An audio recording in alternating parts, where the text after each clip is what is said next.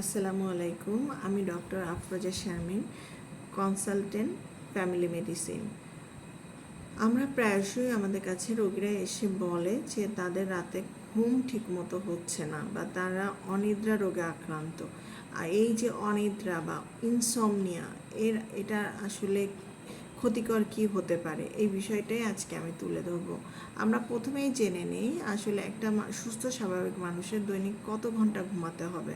সুস্থ স্বাভাবিক মানুষের আমরা বলে থাকি গড়ে 7 থেকে 9 ঘন্টা ঘুমাতে হবে, এভারেজে 8 ঘন্টা। এবং ঘুমের থেকে ওঠার পরে সে যদি ফ্রেশ বোধ করে তাহলে বলা যায় যে তার পরিপূর্ণ একটা ঘুম হয়েছে।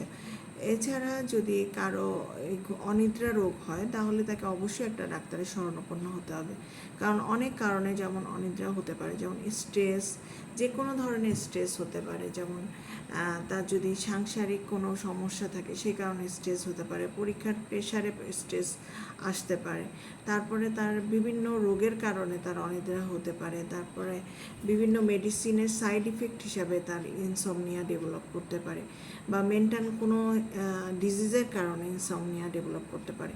এজন্য তাকে অবশ্যই একজন ডাক্তারের শরণাপন্ন হয়ে কী কারণে ইনসমনিয়া ডেভেলপ করছে বা তার ঘুম আসছে না সেটা ফাইন্ড আউট করতে হবে। ঘুমটা কেন মানুষের জন্য জরুরি? কারণ আমার যদি পরিপূর্ণ না ঘুম হয়, আমার পরের দিনে আমার মেজাজটা খিটখিটে থাকবে, আমি কাজে কনসেন্ট্রেট করতে পারবো না। তারপরে দেখা যাবে যে পেশেন্টদের, এই যারা অনিদ্রা রোগে ভুগে তাদের দেখা যায় যে তাদের মাথায় প্রচণ্ড ব্যথা হয়, মাথার পিছন সাইডে ব্যথা হতে পারে, ঘাড়ে ব্যথা হতে পারে।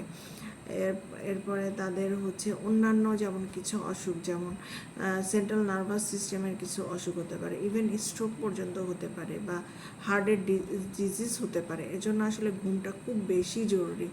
ঘুমটার মাধ্যমে কিন্তু আপনার পুরো বডিটা রিল্যাক্স হয়ে যাবে, আপনার মাইন্ডটা কাম অ্যান্ড কুল হয়ে যাবে। এজন্য আমরা আসলে ঘুমটাকে খুব বেশি প্রাধান্য দিয়ে থাকি। আর এখন সবাই যেহেতু ম্যাক্সিমাম লোকই দেখা যায় যে স্ক্রিনে অ্যাডিকশান আছে এবং তারা স্ক্রিনে খুব বেশি সময় অতিবাহিত করে।